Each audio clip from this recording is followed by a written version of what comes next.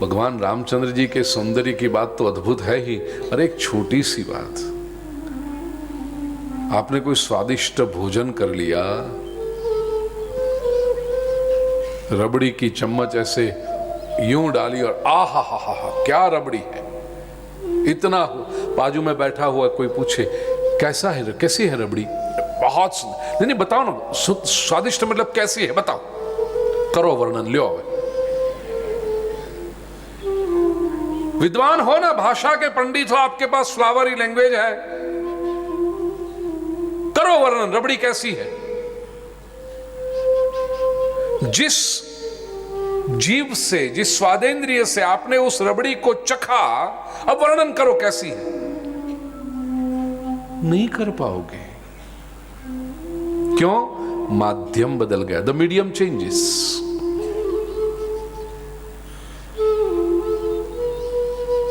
वेदांती बहुत सुंदर दृष्टांत देते हैं। पति के साथ मिलन का जो आनंद है, वो किसी कुंवारी कन्या को समझाना हो, कैसे समझाओगे? जिसने अनुभव लिया नहीं है वो इस समझा नहीं सकती, चाहे कितना भी वर्णन करो उसके सामने, वो समझ पाएगी नहीं। और जिसको अनुभव है उसको समझाने की आवश्यकता नहीं है, बिकॉज शी नोज। अब या तो अनुभव है या नहीं है। अनुभव है तो कुछ बोलने की आवश्यकता नहीं है, और अनुभव नहीं है, चाहे जितना बोल लो समझा नहीं पाओगे।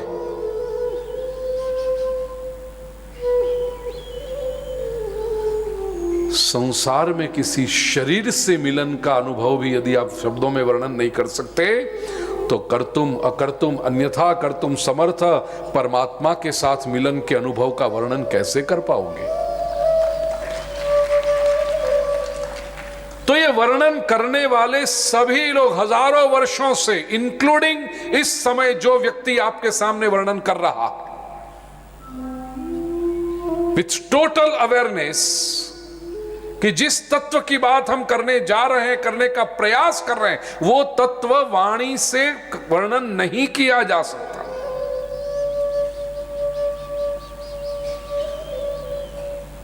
विटगेन्स्टीन नाम का एक विचारक हुआ यूरोप में, उसने कहा that which can not be said must not be said. संसार में कई बातें ऐसी हैं जो नहीं कही जा सकती, बेटर है उससे मत कहो। Let people experience it on their own. उसके अपने ख्यालात हैं विटगेन्स्टीन के, कि जो नहीं कहा जा सकता है मत कहो। लेकिन ये भारत के ऋषि यदि मानते इस बात को, पता है उन्हें कि आत्मा का वर्णन नहीं किया जा सकता, छोड़ देते, नहीं किया जा सकता, छोड़ो, क्यों करना है, तो विश्व आध्यात्मिक दृष्टि से बहुत गरीब रह जाता। ये जो वर्णन किया जा रहा है ना, वह शाखा चंद्र न्याय की दृष्टि से किया जा रहा है। संस्कृत में परिभाषा शाखा चंद्र न्याय,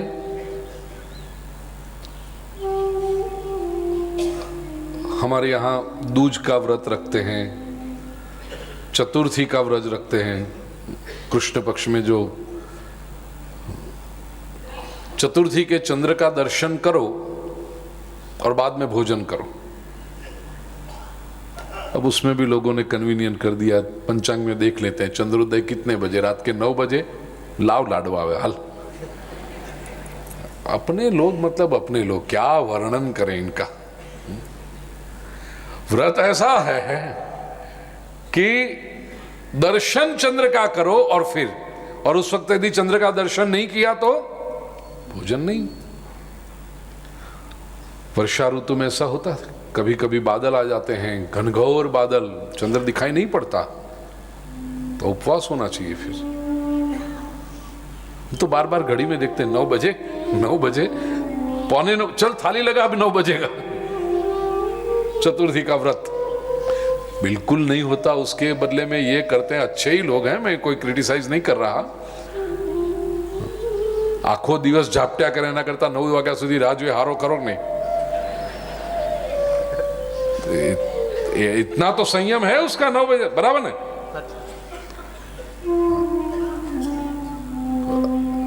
ये 9 बजे भोजन करने पर जो हंसते हैं ना, वो आखो दिवस झापटवा वाला से बताए। 9 बजे तक तो संयम करता है। लेकिन चंद्र देखना, अब कृष्ण पक्ष का चंद्र, चतुर्थी का, हल्की सी ये कहाँ है, कैसा, गांव के बाहर, किधर है चंद्र? अरे वो देखो उधर, देखो देखो, कहाँ, उधर नहीं दिखाई पड़ता। क्या करेंगे? वो देखो, वो पेड़ दिखाई पड़ता है ना, आम का पेड़, हाँ हाँ, वो आम के पेड़ की जो ऊपर की डाली है ना, बस वहीं से ऊपर सीधे देखो। चंद्र तो कितने हजारों किलोमीटर दूर है, लेकिन शाखा चंद्र न्याय कि आम की डाली की ओर से वहां देखो तो भी दिख जाएगा। अंगुली निर्देश, इधर देखो। अब कोई कहे उधर देखो तो कहना ये पॉइंट जहां जा रहा है वहां देखो, लेकिन अंगुली ही पकड़ ली, इसी को देखते रह गए, रुक गए। आश्चर्यवद वदति तथैव चान्यः। जो भी कहने का प्रयास कर रहे हैं उन्हें पता है कि नहीं होता, प्रयास नहीं होता, लेकिन फिर भी कह रहे हैं। क्यों? क्योंकि निष्फलता है, पता है, लेकिन कहने की कोशिश में, in the spaces between the lines and the words and the letters, a lot is been communicated.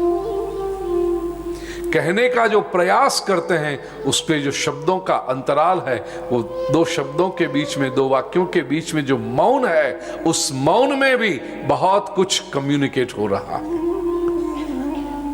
कि वर्णन जो करे, वो वर्णन सुन के कश्चित कोई एक उस दिशा में निकल पड़े। 7वें अध्याय में भगवान कहेंगे, 7वें अध्याय के 3रे श्लोक में, मनुष्याणाम सहस्रेषु, हाँ देखो वहां भी शब्द ही, कश्चित यतति सिद्धये यततामपि सिद्धानाम कश्चिन्माम वेत्ति तत्वत्। जैसे यहां पर आश्चर्यवत् पश्यति कश्चिदेनम, कश्चित कश्चित कश्चित। 7वें अध्याय के 3रे श्लोक में भगवान ने 2 बार यह शब्द प्रयोग किया, कश्चित। मनुष्याणाम सहस्रेषु कश्चित यतति, कोई हजारों में कोई एक मनुष्य इस दिशा में प्रयत्न करता है, और इस दिशा में चलने वाले हजारों में से कोई एक मुझे तत्वतः जान लेता है। कश्चित। आश्चर्य होती, जैसे इस आत्म तत्व का वर्णन करने वाले आश्चर्यमय है, इसी तरह इस आत्म तत्व का वर्णन सुनने वाले भी आश्चर्यमय है। श्रुत्वाप्येनं वेद न चैव कश्चित। लेकिन एक बात बता दी कि केवल सुनकर यह आत्म तत्व समझ में नहीं आता, उसके लिए अनुभूति की दिशा में आगे बढ़ना चाहिए। 30वें श्लोक में ये पूरे विषय का कंक्लूजन करते हुए 11वें श्लोक से जो प्रकरण शुरू हुआ था, आत्मा की नित्यता और देह की अनित्यता, उसका समापन प्रभु 30वें श्लोक में करते हैं। आइए संक्षेप में। देहि नित्यमवध्योऽयम्, देहि नित्यमवध्योऽयम्, देहे सर्वस्य भारत, देहे सर्वस्य भारत, तस्मात् सर्वाणि भूतानि न त्वं शोचितुमर्हसि।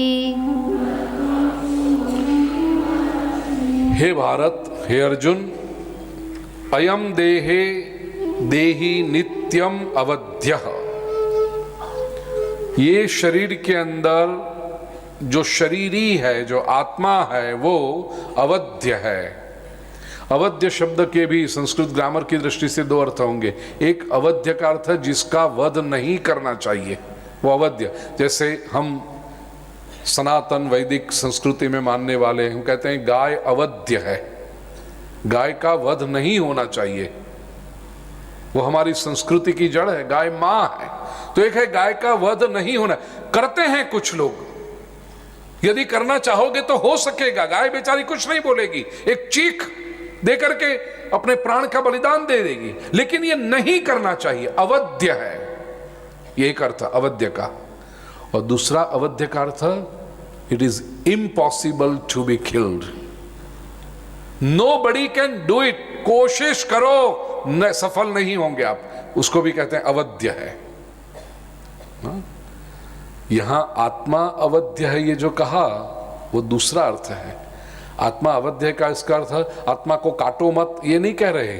तो आत्मा अवध्य है, लाख कोशिश करोगे आत्मा का वध नहीं कर पाओगे।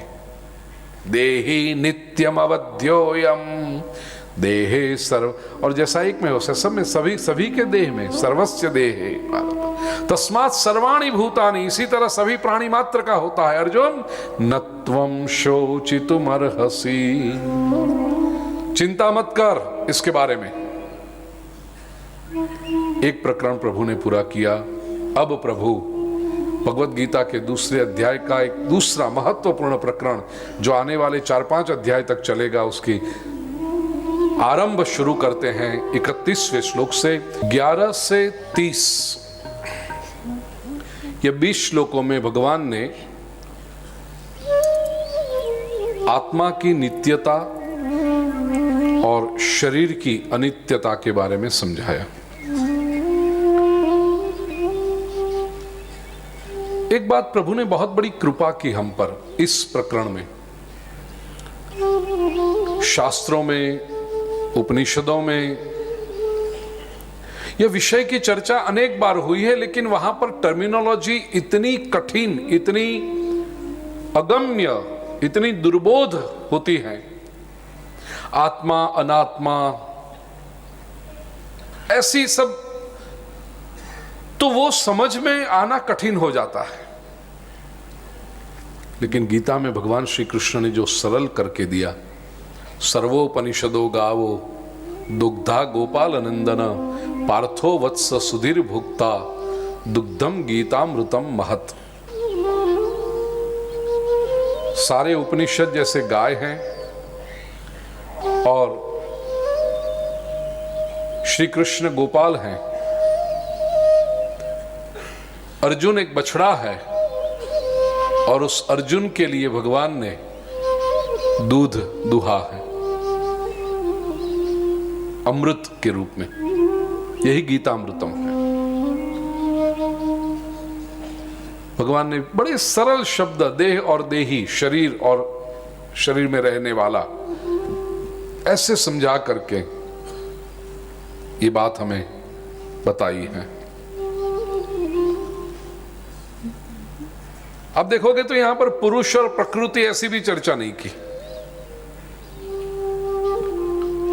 ब्रह्म, जीव, जड़, चेतन, ऐसी बातें भी नहीं की, केवल शरीर और आत्मा। 2 बार पुरुष शब्द आया अवश्य,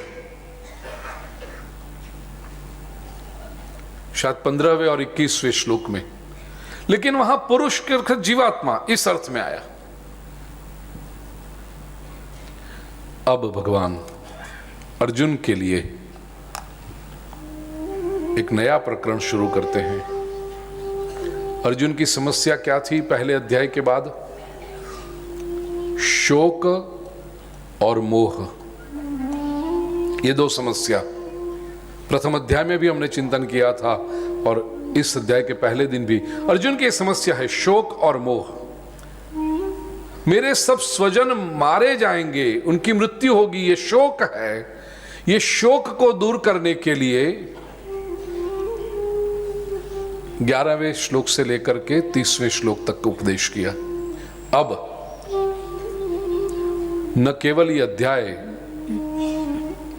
परंतु पूरी शेष जो भगवत गीता है वो अर्जुन के मोह को दूर करने के लिए। मोह, डिल्यूजन, यूं देखा जाए तो शोक भी मोह के कारण ही तो होता है। दृष्टि जब गलत हो जाती है तभी तो होता है। मोह दूर करने के लिए भगवान अभी उसे स्वधर्म और स्वकर्म बताएंगे। आइए 31वां श्लोक, एक एक चरण। स्वधर्ममपि चावेक्ष्य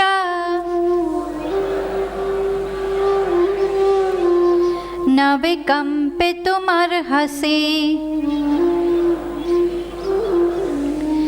धर्म्याधियुद्धात् श्रेयोऽन्यत् क्षत्रियस्य न विद्यते। अर्जुन, क्षत्रिय तू है, इसलिए लड़ना ये तेरा कर्तव्य है। क्षत्रिय है, युद्ध तो करते ही हैं। दुनिया में अभी तक जो युद्ध हुए वे या तो सौंदर्य के लिए हुए, सत्ता के लिए हुए, संपत्ति के लिए हुए। अर्जुन, तेरे सामने जो कर्तव्य आके खड़ा है वो धर्म के लिए है। ये बात तो तूने स्पष्ट कर दी कि तुझे न सत्ता चाहिए न संपत्ति चाहिए, धर्म के लिए। और ये धर्म भी बात, क्योंकि आज मेरे प्रिय भाइयों और बहनों, हम ऐसे एक युग में जी रहे हैं, ऐसे समय खंड में जी रहे हैं जहां पर धर्म के लिए, धर्म की जिद के लिए एक व्यक्ति दूसरे व्यक्ति की हिंसा करके भय फैलाता है।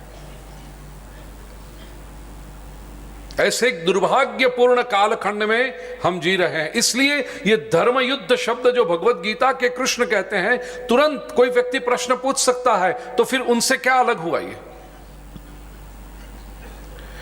ये बहुत सावधानी पूर्वक हमें सोचना होगा।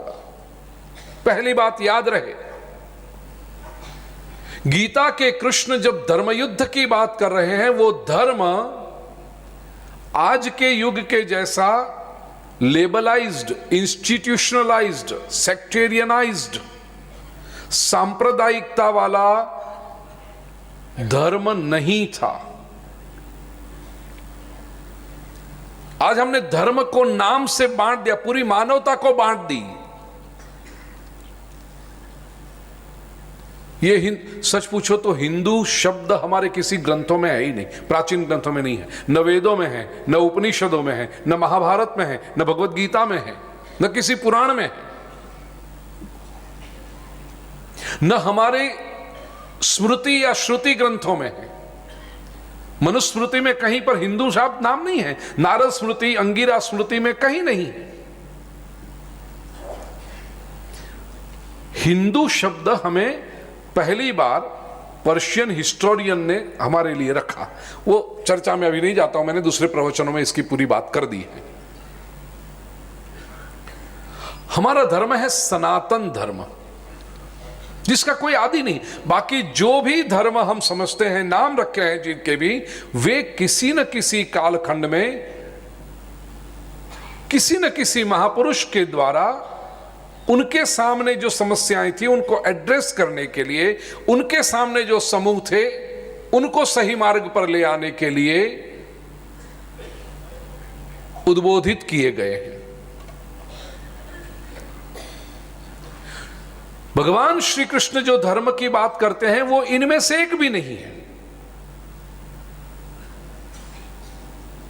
तो स्वधर्म कौन सा है? बिल्कुल वैज्ञानिक परिभाषा में यदि बात करें, बिल्कुल रैशनल थिंकिंग से कहें, तो भगवान श्री कृष्ण का जो स्वधर्म है वो स्वकर्म है, कर्तव्य है। प्रत्येक व्यक्ति के सामने एक कर्तव्य होता है।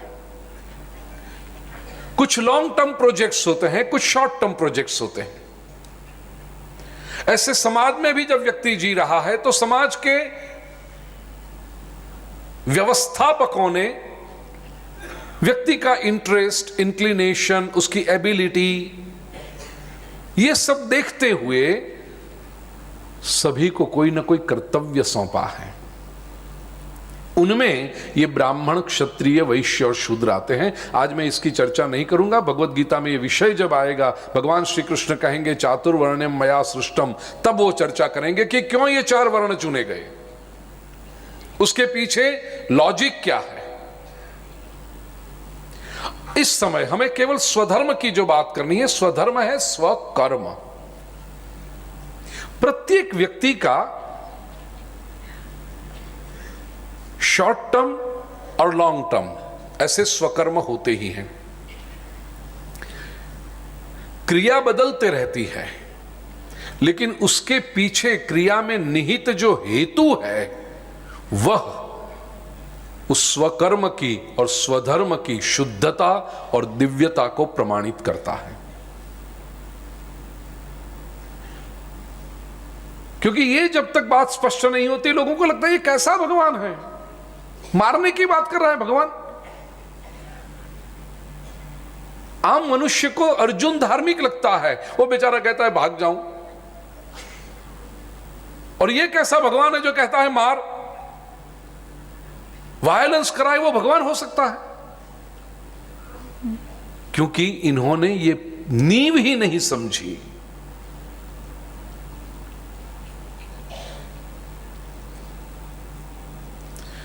राष्ट्र की रक्षा के लिए जो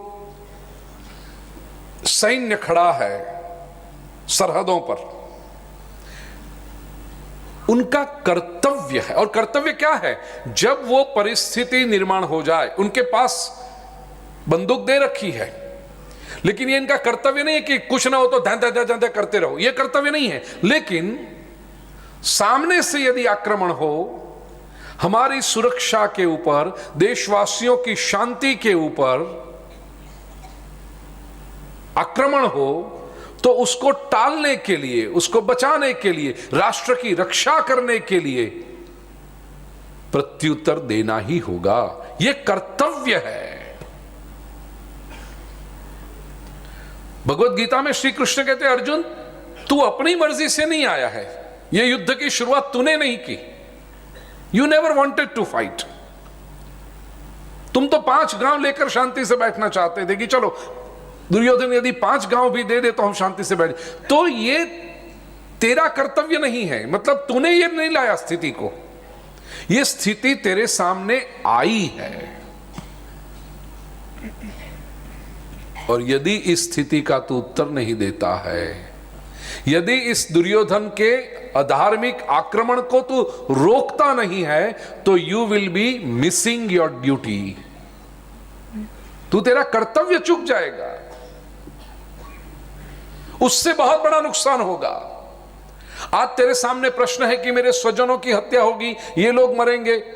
यदि तूने इन लोगों को जिंदा रखा, यदि तूने तेरी शक्ति का प्रयोग करके ये अधर्म की प्रवृत्ति को नहीं रोका, तो आने वाले समय में और बड़ा नुकसान होगा अर्जुन। उस समय जो हिंसा होगी, उस समय जो समाज को नुकसान होगा, वो बहुत बड़ा होगा। और जब इतने बड़े राष्ट्र को चलाना है, पूरे विश्व की रक्षा करनी है, तो कोई बड़े नुकसान को रोक लेने के लिए कोई छोटा नुकसान सहन करना पड़े तो वो स्वीकार करना चाहिए। ये व्यवहार है, ये नीति है।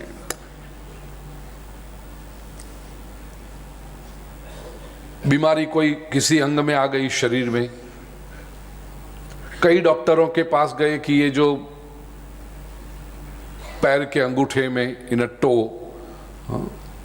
वेदना है, कुछ कांटा चुभ गया था, नहीं हील हो रहा है। एक डॉक्टर के पास ड्रेसिंग कराया, दूसरे के पास कराया, तीसरे के पास कराया, 3-4 बार दवाई बदली, एक्सपर्ट के पास गए, ये किया, स्किन एक्सपर्ट के पास, डर्मेटोलॉजिस्ट के पास गए, 6 महीने निकाल दिए। अब ये हील होने की बात तो दूर, वो बीमारी और बढ़ रही है अंदर। तब कोई समझदार डॉक्टर कहेगा ये गैंग्रीन हो गया, क्या करेंगे? ये पूरे शरीर में फैल सकता है। अच्छा, तो उपाय?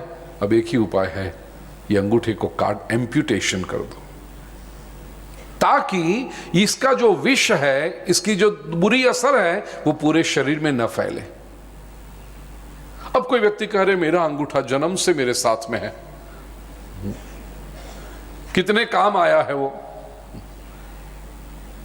है, लेकिन यदि तुझे पूरा शरीर बचाना है तो ये अंगूठे को काटना बुद्धिमानी का काम है, ये तेरा कर्तव्य बनता है। इस अर्थ में श्री कृष्ण युद्ध की प्रेरणा दे रहे हैं। Shri Krishna is not interested in blood shed. मेरे प्रिय भाई और बहनों, याद रखना, क्योंकि जो कृष्ण को समझ नहीं पाए ये तो ऐसी आर्ग्यूमेंट करेंगे, लेकिन कृष्ण के भक्त भी ऐसी आर्ग्यूमेंट करते हैं, तब दुख होता है। जो नहीं समझ पा रहे हैं, जो विरोध करना चाहते, ऐसे कैसे तुम्हारे भगवान हिंसा कराते हैं, वो तो ठाकुर जी ने लीला की, वो नहीं मानेगा तुम्हारी लीला को। उसको रैशनली समझाना पड़ेगा। कृष्ण विचक्षण राजनीतिज्ञ है। उनके जैसा महापुरुष विश्व में न हुआ है, और मैं प्रार्थना करूं कि हो, लेकिन मेरा जो इमोशन है, मेरा प्रेम है कृष्ण के प्रति, वो कहता है कि शायद न हो सकता है। मैं चाहूं कि हो सके उतना हमारी नजरों के सामने हो ऐसा कोई महापुरुष, जिनकी दृष्टि आने वाले 5 साल चुनाव के ऊपर नहीं, जिसकी दृष्टि हजारों वर्षों तक समग्र विश्व की मानवता के ऊपर क्या होगा उस पर है। इसलिए श्री कृष्ण पूर्णावतार है। और जिस महापुरुष की दृष्टि जितनी विशाल होती है, उतनी ही उसके बारे में मिसअंडरस्टैंडिंग होती है। यह मनुष्य का स्वभाव है। जितना ब्रॉड थिंकिंग आप करोगे, उतनी आपके बारे में गलतफहमियां होगी, होनी ही है। क्योंकि व्यक्ति संकुचित दृष्टि लेकर जीता है। उसकी फ्रेम में आप नहीं बैठे तो सूरज के सामने धूल झांकना शुरू कर देता है, क्योंकि आप उसकी छोटी सी खिड़की में नहीं समाओगे, और आप तो आकाश के व्यक्ति हो, तो मर्यादा आएगी। जितने लोग श्री कृष्ण का विरोध करते हैं, वो सच पूछो तो अपनी मर्यादित बुद्धि या तो समझ शक्ति का प्रदर्शन कर रहे हैं। विराट परिप्रेक्ष्य में जब समझा जाए तो पता चलता है कि कृष्ण ने यह किया। अर्जुन, बहुत भाग्य से आता है ऐसा। सरल शब्दों में यदि कहूं तो स्वार्थ के लिए युद्ध लड़ने वाले तो बहुत होते हैं, परमार्थ के लिए युद्ध लड़ने की नौबत तेरे सामने आई है अर्जुन। धर्म युद्ध है, यह कब आएगा मौका? क्षत्रिय के लिए मौका बार बार नहीं आता। इसलिए देखो, दूसरे अध्याय के 7वें श्लोक में अपना शिष्यत्व प्रकट करते समय अर्जुन ने भगवान श्री कृष्ण से क्या मांगा था? बिल्कुल सही बात, परम श्रेय मांगा था। यत् श्रेयस्यान्निश्चितम् ब्रूहि तन्मे, मेरा निश्चित श्रेय क्या हो ये मुझे बताओ। भगवान ने ये बात जो 31वें श्लोक में जो स्वधर्म क्या है, उससे तुम्हारा कल्याण होगा। धर्म्याद्य युद्धात् श्रेय अन्य श्रेय क्षत्रियस्य न विद्यते। अर्जुन तो श्रेय मांग रहा था ना, ये धर्म युद्ध से अलग दूसरा कोई श्रेय क्षत्रिय के लिए हो ही नहीं सकता। तो तूने श्रेय मांगा था, ये तेरा श्रेय है। इस दोनों श्लोक को कनेक्ट करना। आप हम एकेडमिकली जा रहे हैं, हम केवल कथा नहीं सुन रहे। आप सभी के पास हाथ में पुस्तक है। दूसरे अध्याय के 7वें श्लोक में अर्जुन ने भगवान से कहा, श्रेय मेरा क्या है? श्री कृष्ण कहते हैं, यही तेरा श्रेय है। इससे बढ़कर कोई श्रेय हो नहीं सकता तेरा। धर्म्याद्य युद्धात् श्रेय अन्यत् क्षत्रियस्य न विद्यते। तो ये नहीं मिलेगा अर्जुन तुझे। स्वधर्म ये स्वकर्म है। क्षत्रिय कौन है? क्षत्रिय शब्द की भी व्याख्या है, क्षतात्रायते इति क्षत्रिय। मुसीबत से जो बचाए वो क्षत्रिय है। और इस बात को मैं फिर दोहराऊंगा, जो धर्म है ना, और धर्म के माध्यम से वर्ण अनुसार जो अधिकार मिले हुए हैं, वह क्षत्रिय यदि युद्ध में हिंसा करता है तो उसको पाप नहीं लगता, ये शास्त्र में लिखा है। हम घर में चींटी को भी नहीं मारते, क्योंकि वो जीव की रक्षा करना हमारा धर्म है, हमारा कर्तव्य है। मच्छर भी आ जाए तो खिड़की खोल के, પછી ભલે બીજા 5 બીજા આવે, खिड़की खोली એટલે પણ करके मच्छर को निकालेंगे, एक मच्छर भी नहीं मारेंगे। क्षत्रिय ये नहीं सोच सकता, क्षत्रिय के लिए तो मारना ही धर्म है। धर्म अलग, हेतु एक है, धर्म अलग होता है। ये तू नहीं करेगा तो तेरा कर्तव्य चुकेगा अर्जुन। और ये युद्ध कैसा है तेरे लिए? 32वें श्लोक में श्री कृष्ण कहते हैं, यदृच्छया चोपपन्नम् स्वर्गद्वारमपावृतम्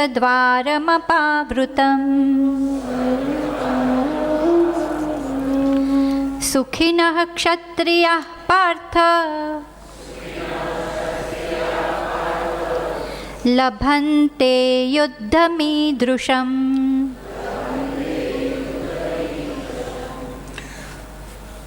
11वें श्लोक से लेकर के 30वें श्लोक तक भगवान ने विवेक का वर्णन किया। विवेक में क्या है? जानना मुख्य होता है। तो जान ले कि शरीर मर्त्य है, आत्मा अमर्त्य है। शरीर नाशवंत है, आत्मा अमर है, ये तू जान ले। And knowing is enough. दूसरे शब्दों में कहूं तो अभी तक 30वें श्लोक तक भगवान अस्थि प्रधान शास्त्र वर्णन कर रहे थे। अस्थि प्रधान मतलब ये ऐसा होता है। शास्त्र दो तरह के होते हैं, अस्थि प्रधान शास्त्र और अस्तु प्रधान शास्त्र।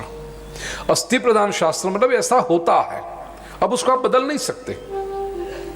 वो आपके पर्सनल चॉइस के ऊपर, आपकी पर्सनल बिलीफ के ऊपर आधार नहीं रखते, वो सिद्धांत है। लॉ ऑफ ग्रेविटेशन, गुरुत्वाकर्षण का नियम फिजिक्स में, ये अस्थि प्रधान शास्त्र है। ऐसा होता है, पृथ्वी सभी पदार्थों को अपनी ओर खींचती है, ये सिद्धांत है। ऊपर से जो भी गिरेगा वो नीचे ही आएगा, ये सिद्धांत है। अस्थि प्रधान, इसमें अब क्या आर्गुमेंट नहीं चलेगी। No but what I think is, बाजू पर बैठ।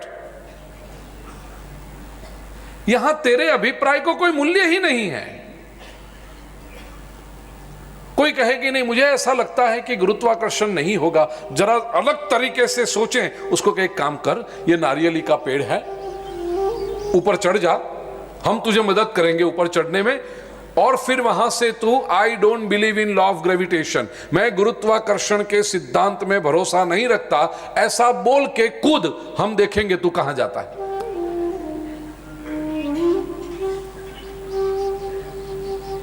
ये अस्थि प्रधान शास्त्र है, ये ऐसा ही होता है। पुनर्जन्म, जैसे भगवान ने कहा, जाय जिसका भी जन्म हुआ है वो मृत्यु पाएगा, और जिसकी मृत्यु हुई है वो जन्म फिर से होगा। अस्थि प्रधान शास्त्र है। पर्सनल बिलीफ्स को उसमें कोई स्थान नहीं है। अब जो भगवान शुरू कर रहे हैं 31वें श्लोक से, जो स्वधर्म स्वकर्म की बात की, वो अस्तु प्रधान शास्त्र है। अस्तु का अर्थ ऐसा हो। We wish, we pray, we suggest, और अल्टीमेटली वी कमांड, ये भी हो सकता है। बट ऐसा हो, नहीं करने के लिए स्वतंत्र हो आप, और यदि नहीं करोगे तो उसके परिणाम भुगतने के लिए भी बाध्य हो। बट ऐसा होना चाहिए। आपने एक मकान बनाया, मैं अलग एक एग्जांपल से कहूं, ये बिल्डर लोग सब बैठे हैं ना प्रॉपर्टी के, उसमें आपने एक मकान बनाया। अब मकान बनाते समय जो आर्किटेक्ट के कुछ नियम हैं वो अस्थि प्रधान शास्त्र हैं, कि यदि आप मल्टी स्टोरेड बिल्डिंग बना रहे हो, आपकी बिल्डिंग 15 मंजिल की है, तो आपका फाउंडेशन इतना नीचे जाना चाहिए, फाउंडेशन की स्ट्रेंथ इतनी होनी चाहिए, ये अस्थि प्रधान शास्त्र है। 15 स्टोरी बना रहे हो तो उसमें कम से कम 3 लिफ्ट होनी चाहिए, 2 लिफ्ट और 1 सर्विस लिफ्ट। तेजस भाई बराबर? ठीक है, जो भी नियम ऐसे हैं वो, ये अस्थि प्रधान है। फिर उसमें नहीं जाने दो ना, हमारे बिल्डिंग में तो ऐसे ही लोग आएंगे, सब हट्टे पट्टे चढ़ जाएंगे 15, नहीं चलेगा, तुझे लिफ्ट रखनी ही पड़ेगी। एरेशन ऐसा होना चाहिए, तेरा प्लॉट है उसमें सब जगह पे इतनी जगह छोड़नी चाहिए। ये अस्थि प्रधान शास्त्र है, यू कांट आर्ग्यू, ये नियम है। ठीक है, चलो मकान बन गया नियमों के अनुसार। अब आप घर में रहने गए तो आपका जो इंडिविजुअल अपार्टमेंट है, फ्लैट है, वो अस्तु प्रधान शास्त्र है। आपको जैसे सजाना हो सजाओ। कोई कहेगा मुझे व्हाइट पेंट करना है, ठीक है, आर्किटेक्ट सजेस्ट करेगा कि यहाँ पर एक वॉल थोड़ी डार्क करो, अभी वो स्टाइल चल रही है, एक डॉल के ऊपर कुछ टेक्सचर वाला कुछ पेंटिंग करो। आपको करना है करो, न करना है न करो। सोफा कितने सॉफ्ट वाले रखने हैं कि वरह बेहो એટલે સ્પોન્ડિલાઇટિસ થાય, हाँ પછી डॉक्टर के कहे पाटियों मुकजो ऊपर। ये अस्तु प्रधान शास्त्र है। लो सीटिंग करो, कैसी करो, ये करो। बिल्डर ने दे रखा था ये मास्टर बेडरूम, लेकिन आप सोचते हो नहीं मास्टर बेडरूम नहीं, या हम जो मास्टर बेडरूम है ना बच्चों को दे दें, ये दूसरा कमरा है उसमें से व्यू अच्छा आता है, तो वह ठीक है। बिल्डर आके ऐसा नहीं कहेगा अरे मैंने मास्टर बेडरूम दिया था, तुम यहां नहीं सो रहे, चलो उठो रात के 2 बजे आके जाओ अंदर। वो नहीं कहेगा, वो अस्तु प्रधान शास्त्र है। अब आपकी मर्जी है। वो हर एक कॉन्सेप्ट में ये दोनों हमें समझना चाहिए कि इसमें अस्थि प्रधान क्या है और अस्तु प्रधान क्या है। अस्थि प्रधान शास्त्र है वो विवेक है, वो स्पष्ट बता देता है ये योग्य है या अयोग्य है, योग्य अयोग्य को ही तो विवेक कहते हैं। और अस्तु प्रधान, इसमें व्यक्ति स्वतंत्र है। स्वधर्म की जो बात है वो अस्तु प्रधान है। सजेस्ट कर सकते हैं, सही क्या है गलत क्या है वो बता सकते हैं, बट अल्टीमेटली आचरण तो व्यक्ति को स्वयं करना है। इसीलिए अस्तु प्रधान शास्त्र में आगे चलकर कर्म का सिद्धांत बताते हुए 47वें श्लोक में प्रभु कहेंगे कर्मण्येवाधिकारस्ते मा फलेषु कदाचन, क्योंकि वो तेरा अधिकार है इसलिए तू परिणाम भुगतने के लिए भी बाध्य है। तो अस्तु प्रधान। अर्जुन, ये जो आया है ना तेरे लिए युद्ध, यदृच्छया चोपपन्नम स्वर्ग द्वारम अपावृतम, स्वर्ग के द्वार अपने आप मानो तेरे लिए खुल गए हैं। सुखिन क्षत्रिया पार्थ लभन्ते युद्धमीदृशम्, बहुत भाग्यशाली क्षत्रिय होते हैं। यहां सुखी का अर्थ नॉट मटीरियली हैप्पी ऐसा नहीं है, बहुत भाग्यशाली क्षत्रिय होते हैं जिनको ऐसा युद्ध लभन्ते लाभ होता है, प्राप्त होता है। सांसारिक भोगों का सुख तो कोई भी पाएगा, लेकिन धर्म की रक्षा के लिए, संस्कृति और मानवता की रक्षा के लिए, वैल्यूज की रक्षा के लिए, सनातन मूल्यों की रक्षा के लिए युद्ध करना पड़े, ये तो बहुत बड़े सौभाग्य की बात है। अर्जुन, युद्ध करने का लाभ तो बता दिया कि स्वर्ग का द्वार खुला हुआ है, सब है। युद्ध नहीं करोगे तो क्या होगा, ये आने वाले 4 श्लोकों में बताया है प्रभु ने। एक एक श्लोक हम संक्षेप में लेते जाएं। 33वां श्लोक। अथ चेत्त्वमिमं धर्म्यं संग्रामं न करिष्यसि ततः स्वधर्मं कीर्तिं च हित्वाप्स्यसि। देखिए फिर से अथ, अब दूसरी बार आया। भगवान ने जब टॉपिक बदलते हैं, आगे के एक श्लोक में आया दुर्जन तोष न्याय की जब बात प्रभु से करते हैं कि यदि तू ऐसा मानता है अथ चैनम नित्य जातम नित्यम वा मन्यसे मृतम, 26वें श्लोक में। क्योंकि भगवान जो एक बात कह रहे थे उससे अलग कुछ कहा। अब कहा देख अर्जुन, सच तो यह है कि तुझे युद्ध करना चाहिए, तेरा कर्तव्य है। अथ चेत, यदि, चेत इफ, इमं धर्म्यम संग्रामम न करिष्यसि, ये जो धर्म संग्राम है वो तू न करे। You have a choice. मैं इतना समझाता हूं but I can not impose my self on you. कोई कंपल्शन नहीं कर सकता हूं तुझे। इसलिए अंत में भी भगवान श्री कृष्ण कहते हैं ना, अर्जुन यथेच्छसि तथा कुरु।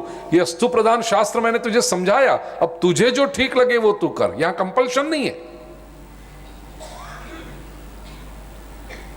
तो you are free. Even after the message of Bhagavad Gita, Arjun you are free not to fight. लेकिन तो यदि नहीं करेगा तो क्या होगा?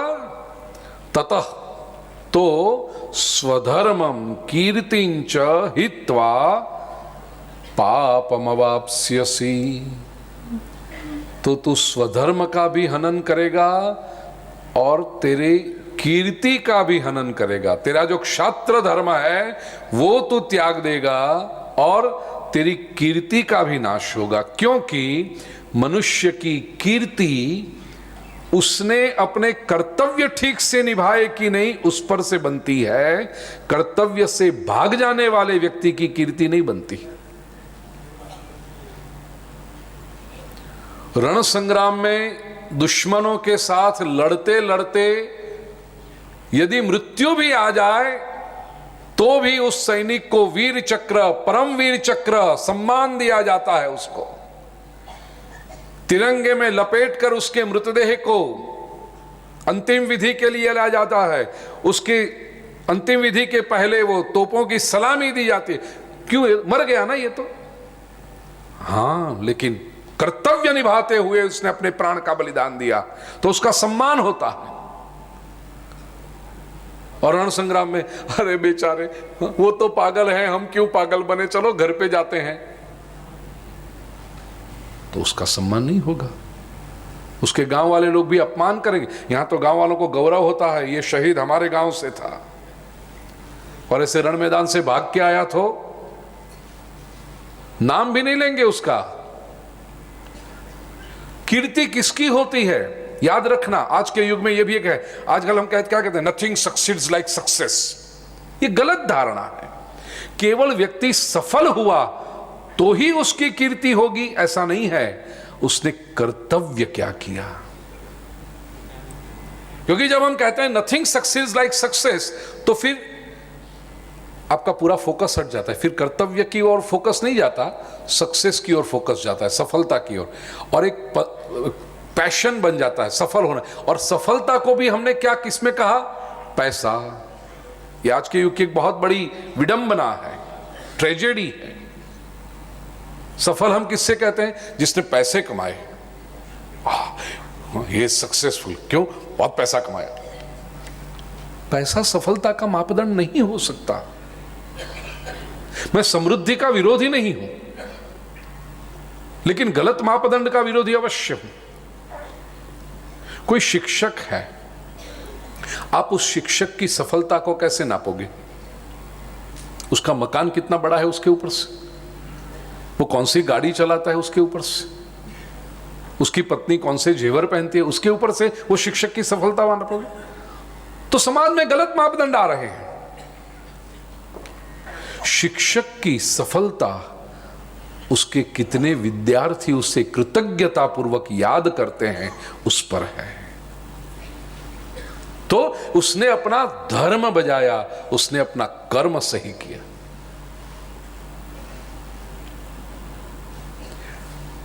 अब गणित में इतने अच्छे कैसे हुए?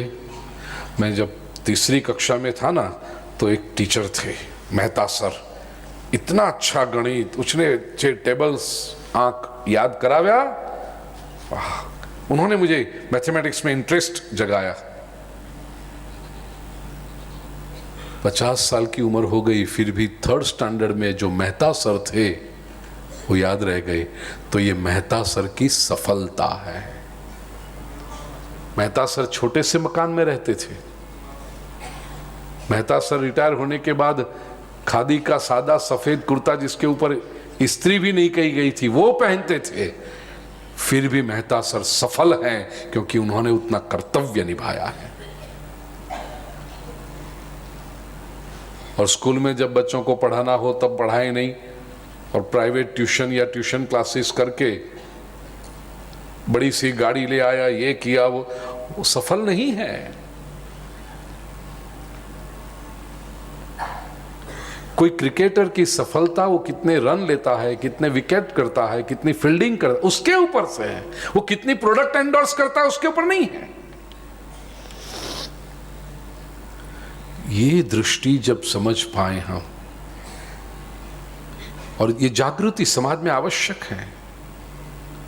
केवल संपन्न हो जाना वो सफलता का मापदंड। बिजनेसमैन भी यदि संपन्न हो गया, सफल नहीं हुआ, ये बिजनेस उसने कौन सी प्रैक्टिस इसकी, मैल प्रैक्टिस किया, तो वो गलत है।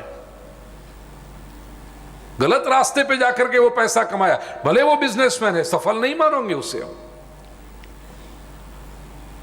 दिवाली के समय पूजन करते समय हमारे व्यापारी लोग लिखते थे श्री सवा, सवाया था ये बस, नीतिपूर्ण बिजनेस। तो अर्जुन, तुझे लगता है कि युद्ध छोड़कर जाएगा तेरी कीर्ति होगी? नहीं, युद्ध छोड़कर जाएगा तो तेरी अपकीर्ति होगी, कीर्ति का हनन होगा। पापम अवाप्स्यसि।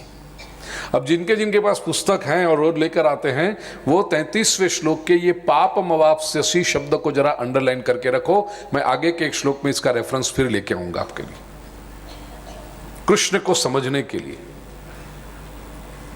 34वां श्लोक। अकीर्तिं चापि भूतानि, अकीर्तिं चापि भूतानि कथयिष्यन्ति ते व्ययाम्, सम्भावितस्य च कीर्तिः मरणादतिरिच्यते।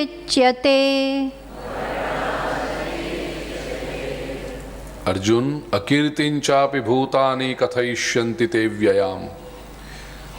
सब लोग, भूतानी कहा, केवल मनुष्यानी नहीं कहा,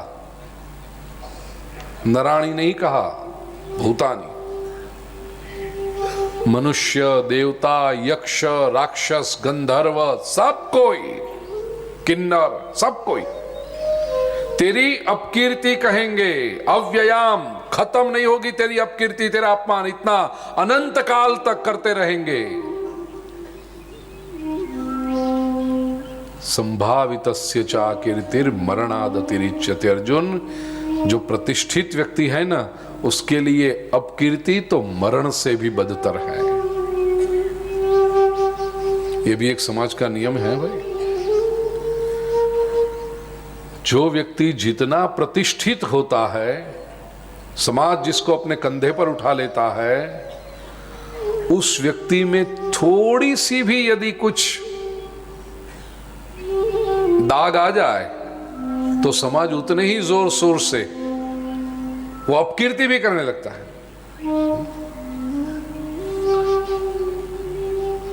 जिनका नाम होता है वही तो बदनाम होते हैं, जिनका नाम ही नहीं होता वो क्या बदनाम होगा।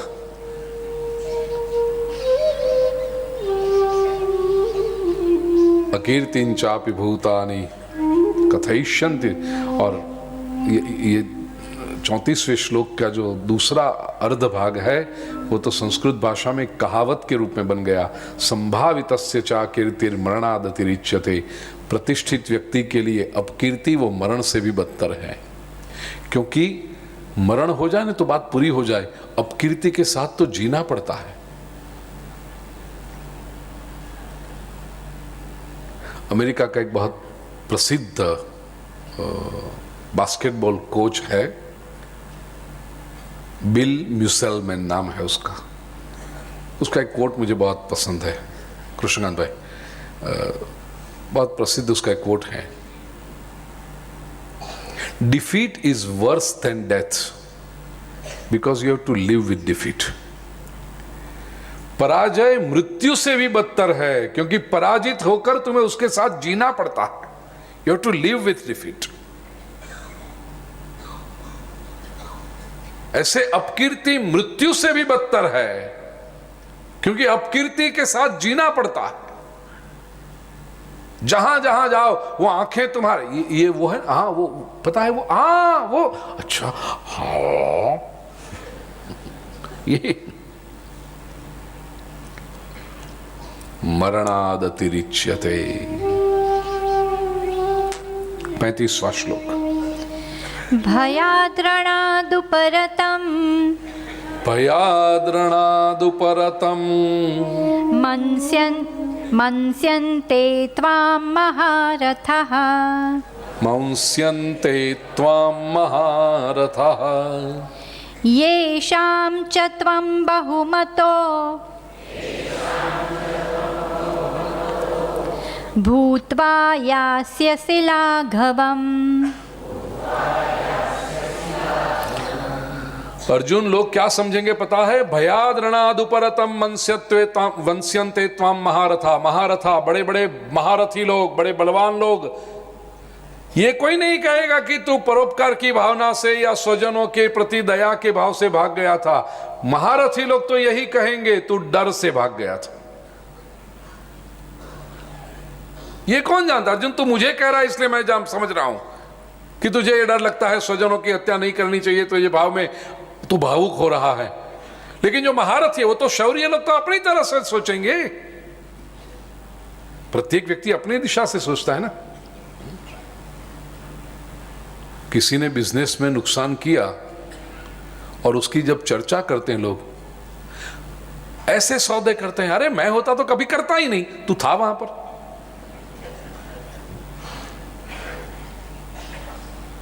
शेयर मार्केट में कभी ऐसा करते हैं, इतना बड़ा नहीं करते, थोड़ा संभल के करना चाहिए, थोड़ा प्रॉफिट बुक कर लेना चाहिए, ये कर लेना चाहिए, मैं होता तो ऐसा नहीं करता। प्रत्येक व्यक्ति अपनी तरह से सोचता है ना। ये बड़ा मजा आता है। जो लोग टीवी पे क्रिकेट खेलने देखने बैठते हैं ना, जब बहुत इंपॉर्टेंट जब मैच हो और 25, 30, 50 लोग इकट्ठे होकर, दोस्त लोग सब साथ में, और बड़े स्क्रीन के ऊपर देखते हैं ऐसे। और वो बैट्समैन कुछ मार, शू करे छे तू करने जा जाएंगे, करना। ऐसे शॉट मारते हैं, ऐसा करते हैं।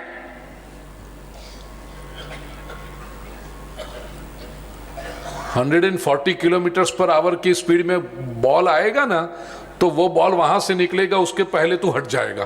बाप रे, ये खड़ा तो है वहां पर सामने। टीवी पे बैठ के स्क्रीन पे वहां एडवाइस नहीं करते, ऐसा नहीं करना चाहिए, ये नहीं करना, ऐसा नहीं करना चाहिए। महारथी लोग, युद्ध करने वाले ऐसे ही कहेंगे, डर के मारे भागा होगा ये।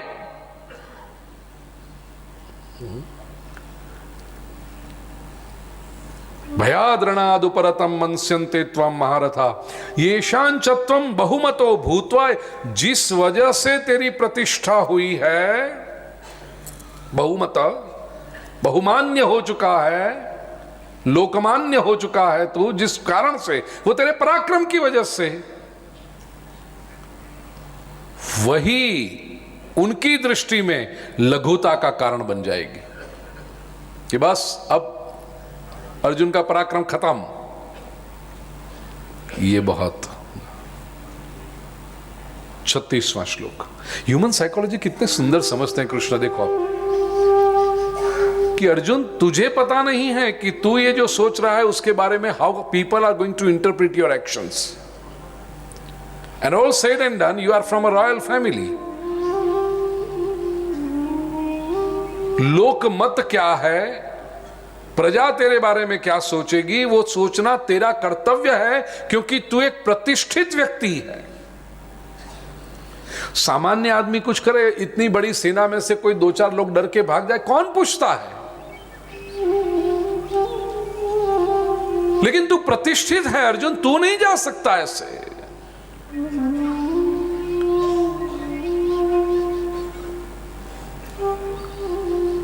36वां श्लोक। अवाच्यवादांश्च बहून्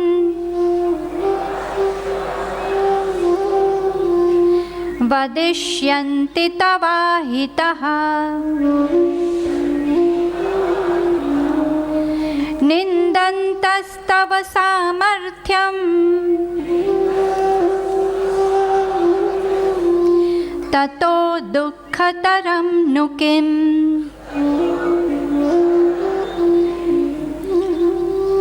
अहिताहा, तेरा अहित सोचने वाले, तेरे शत्रु,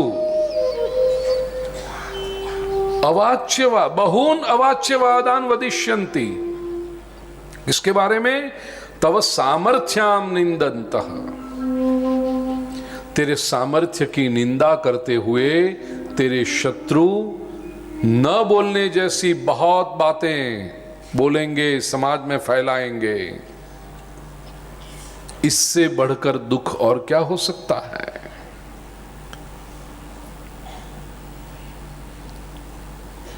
अर्जुन, आज तुझे लगता है कि तू छोड़कर चला जाए, लेकिन ये सब बातें जब होगी ना, I can see what's going to happen next, ये तू सहन नहीं कर सकेगा, वो दुख और बड़ा होगा। आज तुझे दुख है कि मैं स्वजनों को क्यों मारूं, लेकिन कल जो दुख होगा कि अरे इतने सारे लोग मेरी निंदा कर रहे हैं, उससे बढ़कर तो कोई दुख हो ही नहीं सकता। इससे तो बेहतर है अर्जुन, तू युद्ध कर, और कैसे कर, क्यों कर, फिर से 37वें और 38वें श्लोक में बताते हैं। 37वां श्लोक हम लें, उसके बाद 38वां श्लोक महत्वपूर्ण है। 37वां श्लोक। हतो वा प्राप्स्यसि स्वर्गम् जित्वा वा भोक्ष्यसे महीम् तस्मादुत्तिष्ठ कौन्तेय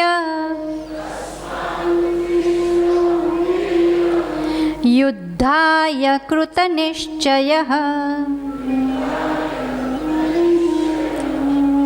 प्योर साइकोलॉजी। भगवान कृष्ण से बेहतर मानव मन को कौन पहचानेगा? अर्जुन, हतो वा प्राप्स्यसि स्वर्गम, जैसा अभी मैंने कहा ना, चिंता दूर करने के लिए कि बुरे से बुरा क्या हो सकता है वो सोच लो और उसके लिए तैयार हो जाओ। Be prepared for the worst, though you try for the best, but be prepared for the worst. ये तो युद्ध करेगा, बुरे से बुरा क्या हो सकता है अर्जुन इसमें? मृत्यु हो जाए वही ना, इससे बुरा तो कोई हो नहीं सकता युद्ध में।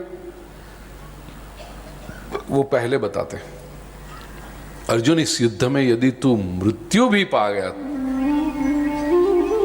प्राप्स्यसि स्वर्गम, तो तुझे स्वर्ग मिलेगा, और जित्वा वा भोक्ष्यसे महीम, तो यदि विजयी हुआ, बेस्ट रिजल्ट वो है, that is the best you can get, तो तुझे पृथ्वी का साम्राज्य मिलेगा। ये महत्वपूर्ण बात इसलिए है भाई, आजकल मनोविज्ञान के सिद्धांत को समझे बिना हम जब मोटिवेट करते हैं,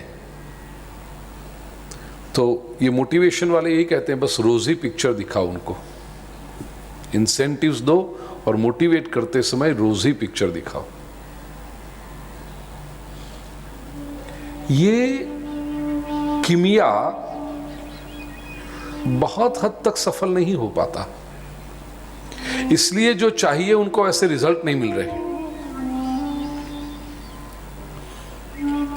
बालक को पढ़ने के लिए मोटिवेट करने का क्या कहते हैं? अरे पढ़ बेटा, फर्स्ट रैंक आएगी ना, हाँ फिर तुझे मेडल मिलेगा, सर्टिफिकेट मिलेगा, और ऐसे ही पढ़ाई में जब तू आगे बढ़ेगा तो बहुत बड़ी नौकरी मिलेगी, बहुत सुंदर कन्या से तेरा ब्याह। इतना रोजी रोजी रोजी दिखाया, और जरा सा भी उस बलून में प्रिक हुआ और वो बलून फूटा, तब ये सीधा डिप्रेशन में जाता है। Because he feels, he or she, whatever, that the whole life is ruined. कितना सोचा था 12th स्टैंडर्ड साइंस में मेडिकल में एडमिशन मिलेगा और 5 मार्क की वजह से नहीं मिला एडमिशन। ये केवल एडमिशन नहीं गया, पूरी जिंदगी चली गई ऐसा लगता है, क्योंकि इतने सपने सजा के रखे थे, बैकअप प्लान तैयार रखा ही नहीं था। नहीं चल। मोटिवेट करने का श्रेष्ठ उपाय यह है कि जो प्रॉब्लम्स है वो पहले दिखाओ। Let them be aware of the reality, और फिर मोटिवेट करके कहो कि अब ये लक्ष्य पाना है। हतो वा प्राप्स्यसि स्वर्गम जित्वा, ये श्लोक हम सभी को आश्वासन देता है,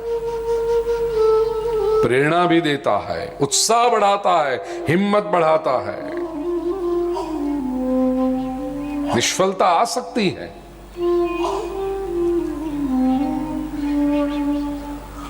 आज के युग में न किसी को सक्सेस हैंडल करने आता है, न किसी को फेलियर हैंडल करने आता है। व्यक्ति सफलता को भी नहीं पचा पाता, निष्फलता को भी नहीं पचा पाता।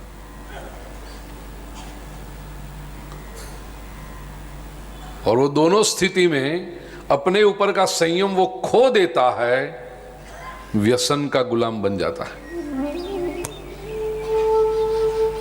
सक्सेस आई, क्या करो, खोलो बॉटल, मतलब गुजरात में नहीं,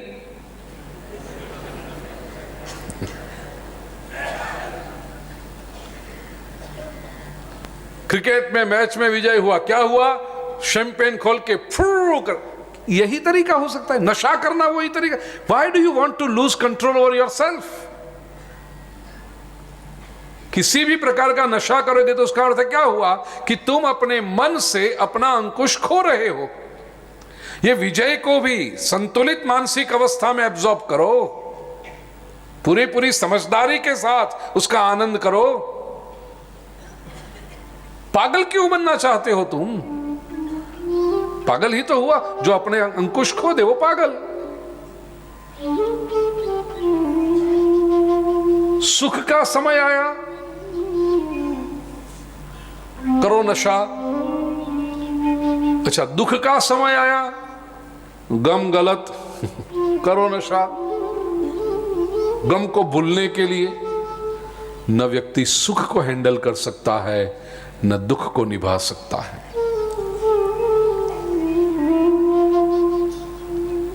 ये बहुत बड़ी बीमारी है।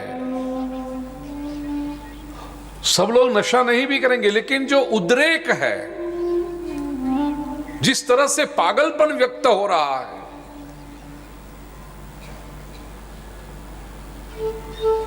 जीते डम डम डम डम करके पागल की तरह नाचने लगो, ये करो, हारे टीवी फोड़ दो। न जीत को पचा पाए, न हार को पचा पाए।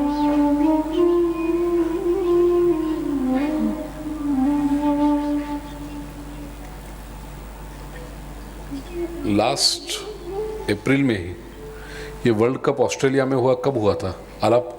लास्ट अप्रैल ना।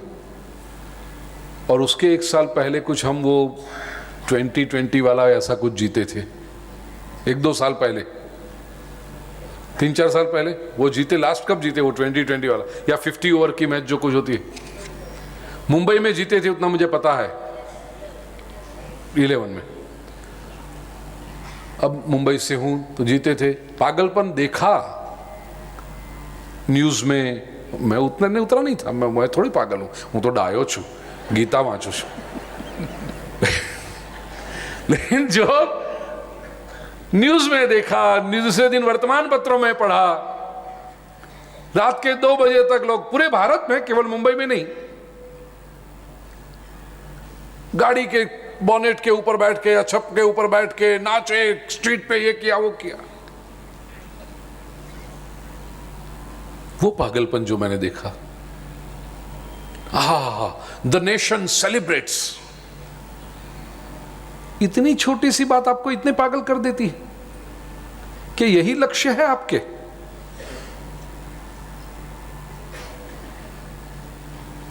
लास्ट ईयर अप्रैल में मैं सिडनी में था, 28 अप्रैल, मुझे डेट भी याद है शायद। वर्ल्ड कप मैच, ऑस्ट्रेलिया और न्यूजीलैंड थे और ऑस्ट्रेलिया में खेला जाता था वो मैच। ऑस्ट्रेलिया जीता। प्रवचन पूरा करके हम बाहर आ रहे थे। हाँ? लोगों को तो ऐसा लगा था आज प्रवचन में कौन आएगा, ऑस्ट्रेलिया न्यूजीलैंड की मैच है, Australia home country, host country है, फाइनल में है, और इंग्लिश में था वो प्रवचन।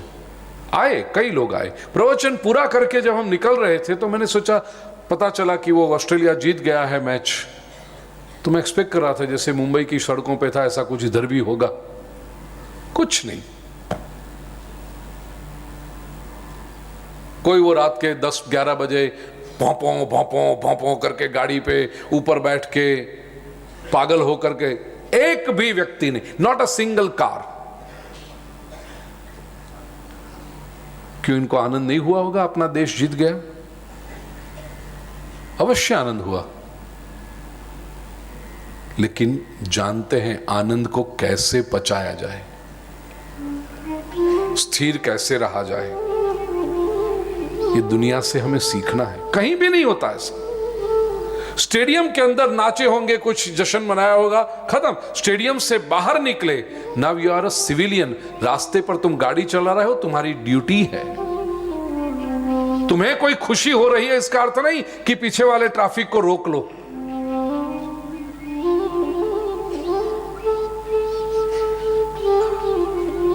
व्यक्ति को सुख कैसे पचाना ये भी आना चाहिए, दुख कैसे पचाना ये भी आना चाहिए।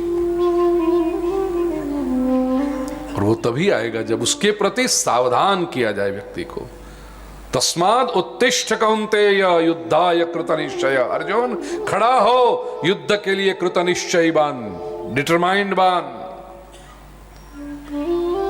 दूसरे अध्याय के दूसरे तीसरे श्लोक में भी भगवान ने यही बात कही थी। तीसरे श्लोक में क्लैब्यम मास्मगमः पार्थ नैतत्वयुपपद्यते क्षुद्रम हृदय दौर्बल्यम त्यक्त्वा उत्तिष्ठ। खड़ा हो। यहां 37वें श्लोक में भगवान कहते हैं, अर्जुन उत्तिष्ठ, खड़ा हो। आपको अभी खड़ा नहीं होना, एक और एक श्लोक करना है। हाँ, नहीं तो आप कहोगे चलो 7 बज गए, उत्तिष्ठ नहीं, एक श्लोक और, 37वां। सुख दुखे समे कृत्वा, सुख दुखे समे कृत्वा, लाभालाभौ जया जयौ, लाभालाभौ जया जयौ, ततो युद्धाय युज्यस्व, नैवं पापमवाप्स्यसि। 33वें श्लोक में मैंने आपको अंडरलाइन कराया था एक शब्द, पापमवाप्स्यसि। और ये 38वें श्लोक में भी देखो है पापमवाप्स्यसि, लेकिन यहां पर नैवम पापमवाप्स्यसि है। 33वें श्लोक में श्री कृष्ण ने कहा था, अर्जुन यदि तू ये धर्म संग्राम नहीं करेगा तो तुझे पाप लगेगा। और यहां 38वें श्लोक में कहते हैं, अर्जुन तो युद्ध कर, ततो युद्धाय युज्यस्व, युद्ध में जुड़ जा, नैवम पापमवाप्स्यसि। तुझे पाप नहीं ही लगे, न एवं, एव है। यू विल नॉट इनकर सिन फॉर श्योर। मैं प्रॉमिस करता हूं तुझे पाप नहीं लगेगा। पश्चिम के लोगों ने जब पहली बार भगवत गीता पढ़ी तो उनको आश्चर्य हुआ, ये कैसा भगवान है? क्योंकि उन्होंने वही भगवान देखे थे, वैसे ही धर्मोपदेशक देखे थे जो पाप की बात करे, पाप का डर दिखाए बार बार। ये नहीं करोगे तो पाप लगेगा, ऐसा नहीं करोगे तो पाप लगेगा, ये कर रहे हो पाप लगेगा। उनके लिए धर्म केवल list of dos and don'ts, जो डूज है, जो करना है वो नहीं करोगे तो पाप लगेगा, और डोंट्स के लिस्ट में जो आता है वो करोगे तो पाप लगेगा, पाप लगेगा। और पाप का डर दिखा करके लोगों को सही मार्ग पर पकड़ के रखते हैं। कितनी छोटी सी बात, कितनी स्वाभाविक बात। आदि पुरुष और आदि स्त्री Adam and ewe Eden garden में गए, मिले, और एक स्त्री और पुरुष के लिए अत्यंत सहज प्रक्रिया, एप्पल खाया और वो एप्पल को भी कह दिया फॉरबिडन एप्पल, निषिद्ध जो फल है वो, तो वो तो बहुत बड़ा पाप हो गया। और उस पाप के परिणाम स्वरूप जो भी आया वो सब पाप पाप पाप पाप। ये सारी सृष्टि पापमय है। कितने पापी हैं वी द सिनर्स। और कोई ऊपर से आएगा देवदूत, एंजल, वो हमारे सारे पाप को बेचारा खुद सहन करेगा और हमें किंगडम ऑफ गॉड में, स्वर्ग में जो भी है ले जाएगा। बाकी तो सब पाप ही पाप है। तथाकथित धार्मिकों का धंधा ही चलता है पाप नाम की कमोडिटी के ऊपर।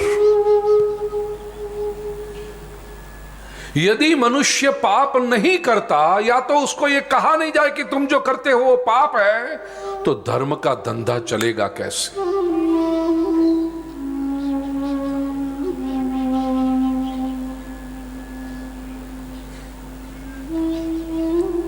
एकादशी के दिन तूने गेहूं चावल खाया, पाप लगा। आलू खाया तूने, पाप लगा तुझे। चातुर्मास में રીંગણું खाधो,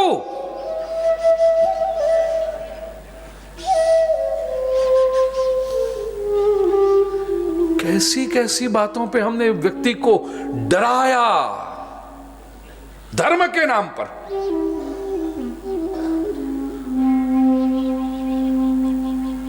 पाप पाप पाप पाप इतनी हद तक कि पश्चिम में सीन का एंटोनिम कोई शब्द ही नहीं, पाप का विरोधी शब्द नहीं। हमारे शास्त्रों में पाप का विरोधी है पुण्य, वहां पाप का विरोधी शब्द ही नहीं है। अब सोचना, गुड एक्ट, मेरिट, ये लेकिन पुण्य के बराबर नहीं है वो सब। चैरिटी वो पुण्य नहीं है, पाप का विरोधी शब्द ही नहीं। ये एक पूर्णावतार, पूर्ण पुरुषोत्तम श्री कृष्ण है, जो हिम्मत से अर्जुन को कहते हैं नैवं पापम अवाप्स्यसि, पाप नहीं लगेगा तुझे। ऐसा भगवान हो सकता है? भगवान और धर्म पुरुष तो पाप की बातें करें। ये एक महापुरुष है जो कहता है पाप नहीं लगेगा तुझे। तो क्या श्री कृष्ण अर्जुन को स्वच्छंदी बना रहे हैं? Is Krishna giving a free hand to Krishna Arjun? जा मार लोगों को, कुछ नहीं होगा, ये कर रहे हैं? उद्दंड बना रहे हैं, स्वच्छंदी बना रहे हैं? नहीं, श्री कृष्ण अर्जुन का ट्रांसफॉर्मेशन कर रहे हैं, रूपांतरण कर रहे हैं, क्वालिटेटिव ट्रांसफॉर्मेशन कर रहे हैं। कैसे?